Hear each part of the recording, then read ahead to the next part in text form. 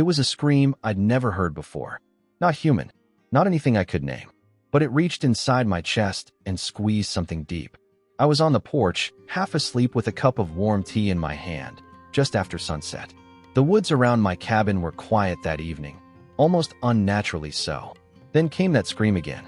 High-pitched, guttural, agonized. I froze.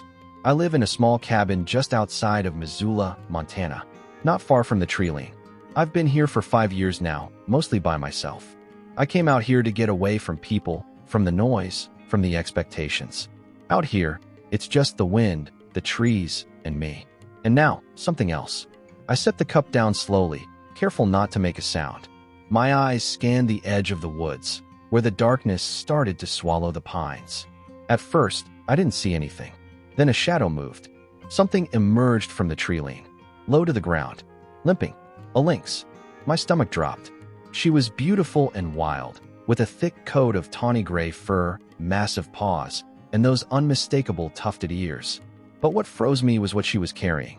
A cub, dangling from her mouth. Limp. Blood matted the tiny fur along its side. I didn't move. Neither did she. For a long second, we just stared at each other across 20 feet of earth. She set the cub down. And then, this is the part one still can't explain, she didn't run. She looked at me. Not like an animal sizing up danger. Not like prey. Not like a predator either. It was something else entirely. I swear to God, it was like she was pleading. I felt my pulse hammering in my ears. Every instinct screamed at me to back away, go inside, call someone. But I didn't. I stepped forward. She tensed. I stopped. I'm not gonna hurt you, I whispered, though I knew she didn't understand the words. She stayed still. 2 more steps. I could see the cub clearly now. It was breathing, barely, shallow and fast. One eye swollen shut. Its side heaved with each breath. Jesus. I knelt down, not close enough to touch, but close enough to see the wounds. The cub had gashes across its belly, maybe from a fall or another animal.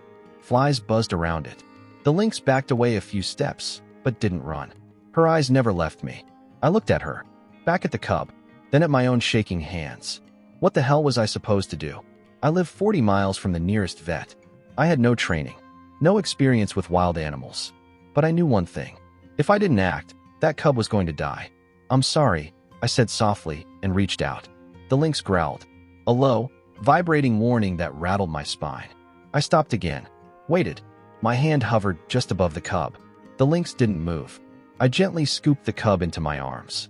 I expected an explosion of claws, teeth, chaos. But nothing happened. The lynx stood her ground, watching, as I stood up with her baby in my arms. I carried it inside.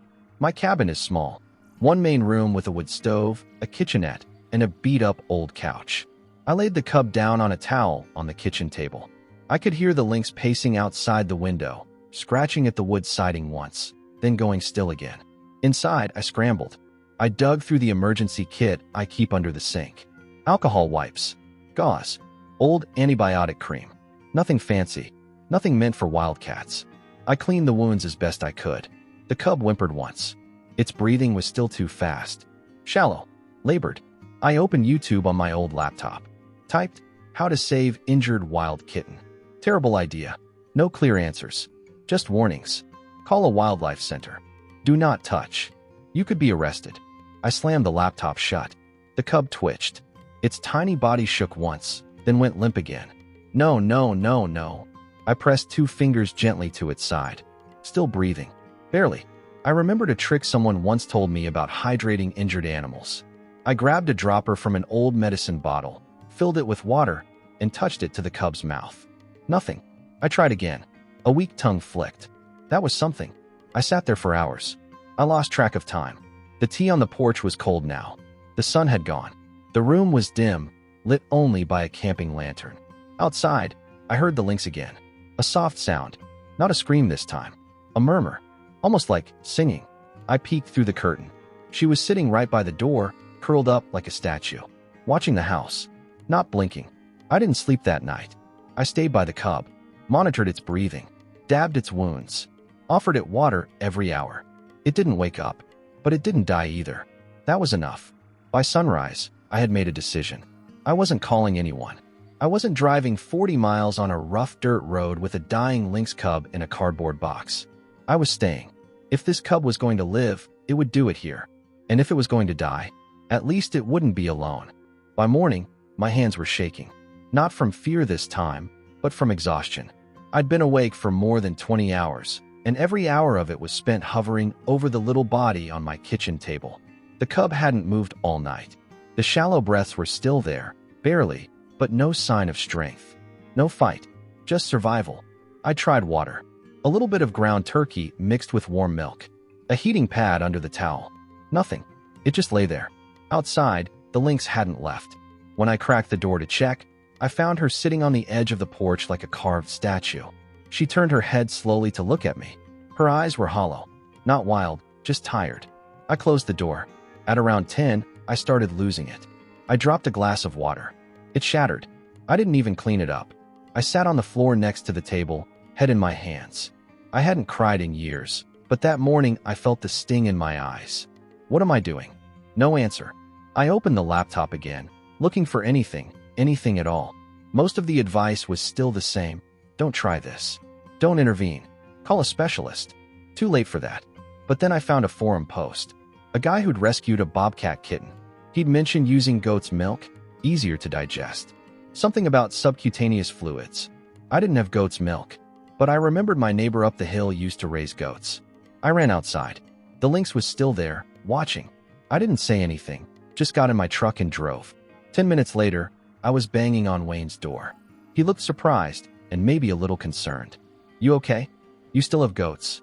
A couple. What? I need milk. Like now. He didn't ask questions. Just nodded and disappeared into the barn. Came back with a half-gallon jar. Thanks. I muttered, already heading back to the truck. Back home, I warmed a bit of the milk and added a little sugar, like the forum said. Used the dropper again. Still nothing. I touched the cub's nose. It was dry. Too dry. I remembered something else from the forum, hydration under the skin. I didn't have the supplies, but I did have a syringe from an old dog first aid kit. It wasn't sterile, but it would have to do. I boiled it, let it cool, pulled warm saline into the chamber, lifted the cub's skin and slid the needle under.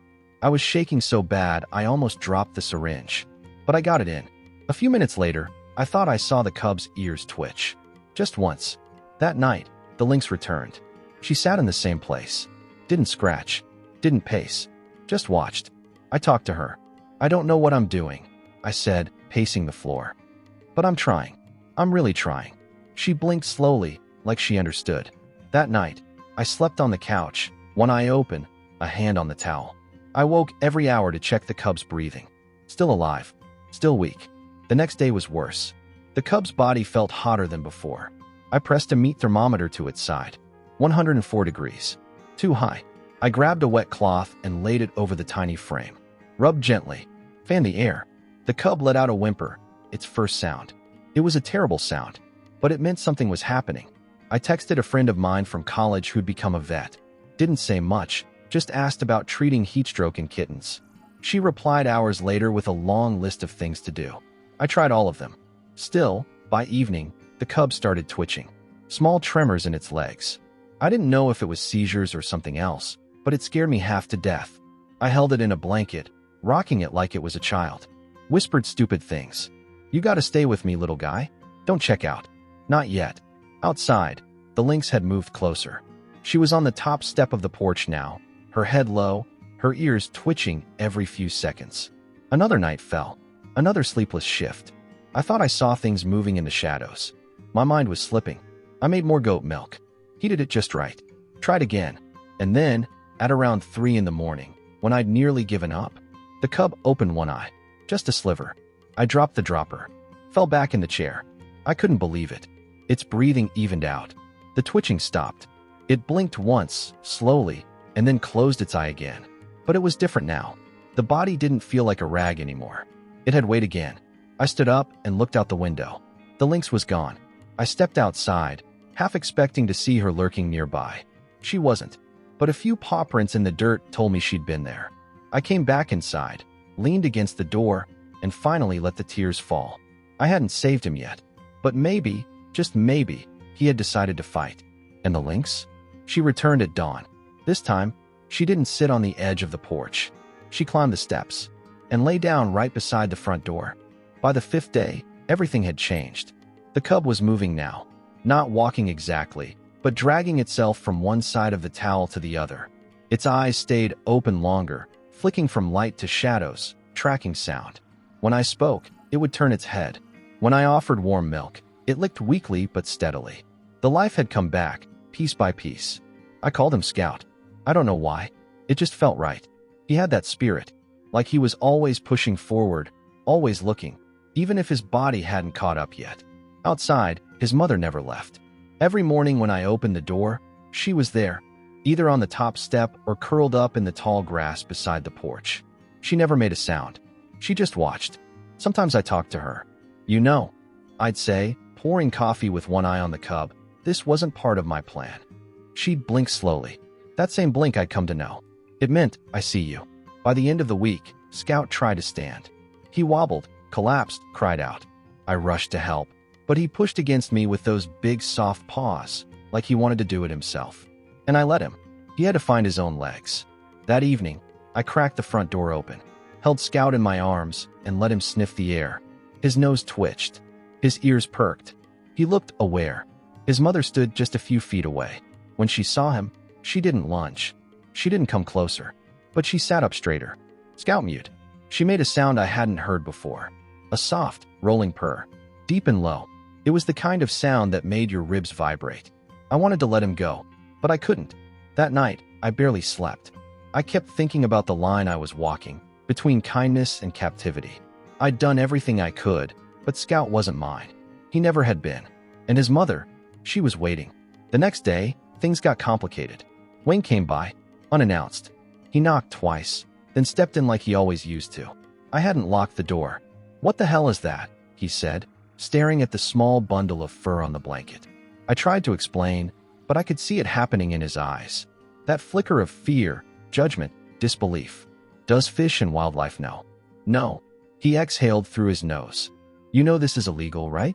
If someone calls it in. I'm not keeping him, I snapped. I saved him. There's a difference. He didn't argue, but he left faster than he came. 3 hours later, I got a call from a blocked number. A man's voice. Professional. Too calm. Mr. Langley?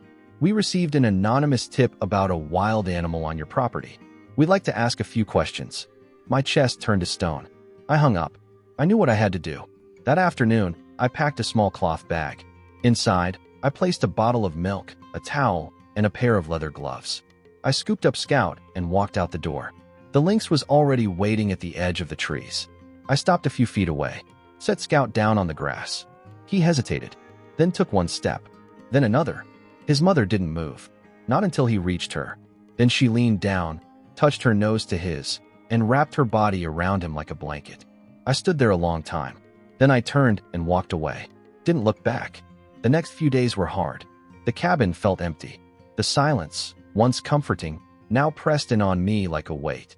I kept checking the edge of the forest, half expecting to see her there. But she didn't return. I tried to get back to routine.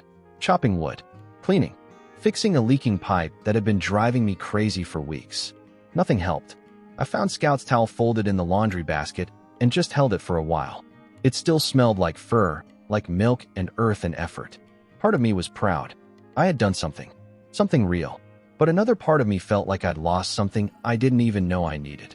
One night, I sat outside and watched the stars. The sky out here is huge, wider than you can ever imagine if you live in a city. I thought about how wild and unknowable the world is. How something as simple as a cry in the woods had changed my life. I remembered every detail of that night. The fear, the desperation, the way my hands wouldn't stop shaking. But mostly, I remembered the look in the lynx's eyes. The way she didn't run. The way she stayed. I wondered how many people ever get to feel that kind of trust from a creature like her. Maybe it was rare. Maybe it would never happen again. I spent more time outdoors than usual, tending to the small vegetable patch out back, repainting the shed, anything to stay moving. Still, my eyes kept drifting to the trees. I even left out scraps. Not too close to the house, just far enough. Chicken bones. Bits of meat. Not because I expected them to come back, but because it made me feel like I was still connected. Then one morning, Almost exactly 4 weeks later, it happened. It was early, just after sunrise.